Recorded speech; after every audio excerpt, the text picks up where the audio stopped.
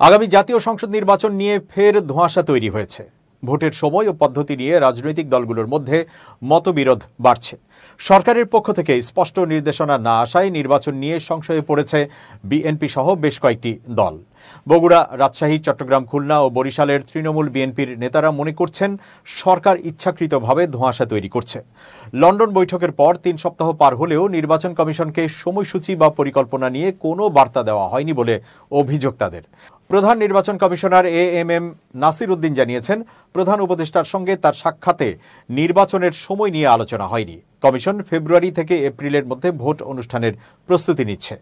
এই অবস্থাকে অস্পষ্ট ও দ্বিধান্বিত বলে অভিহিত করেছেন বিএনপি ও গণতন্ত্র মঞ্চের নেতারা। তাদের আশঙ্কা, সরকার নির্বাচন পিছিয়ে দেওয়ার সুযোগ খুঁজছে। এদিকে নির্বাচন পদ্ধতি নিয়েও রাজনৈতিক অঙ্গনে চরম বিভক্তি দেখা দিয়েছে। বিএনপি ও মিত্ররা সরাসরি ভোটে সংসদ সদস্য নির্বাচনের পক্ষে, বিপরীতে জামায়াত, ইসলামী আন্দোলন, খেলাফত মজলিস ও গণ অধিকার পরিষদ সহ কয়েকটি ইসলামপন্থী দল চায় আনুপাতিক প্রতিনিধিত্বমূলক বা পিআর ব্যবস্থা।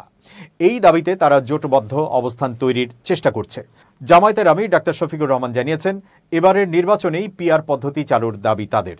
ইসলামী আন্দোলনের একটি সমাবেশে এই দাবির পক্ষে প্রচারণা চালানো হয়, যেখানে বিএনপি সহ পিআর বিরোধীরা আমন্ত্রিত ছিলেন না। বিএনপি জানিয়েছে তারা পিআর পদ্ধতিকে কোনোভাবেই মেনে নেবে না। দলটির মতে এই পদ্ধতি বাংলাদেশের বাস্তবতায় কার্যকর নয় এবং বাস্তবায়ন সময় সাপেক্ষ। জাতীয় ঐক্যমত্য কমিশনের সহ সভাপতি অধ্যাপক আলী রিয়াজ জানান, সংসদের নিম্নকক্ষে সরাসরি ভোট এবং উচ্চকক্ষে পিআর পদ্ধতির প্রস্তাব করা হয়েছে। তবে বিএনপি উচ্চকক্ষেও পিআর চায় না, বরং নিম্নকক্ষের আসন সংখ্যার ভিত্তিতে দলগুলোকে উচ্চকক্ষে প্রতিনিধিত্ব দেওয়ার পক্ষে।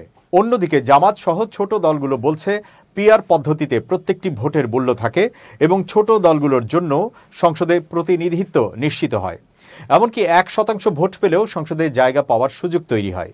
একাধিক উপদেষ্টা জানিয়েছেন, নির্বাচন প্রলম্বিত করার কোনো পরিকল্পনা নেই।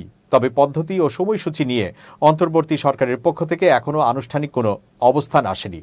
এতে রাজনৈতিক দলগুলো সরকারের সমন্বয়হীনতা ও সিদ্ধান্তহীনতা নিয়ে প্রশ্ন তুলছে।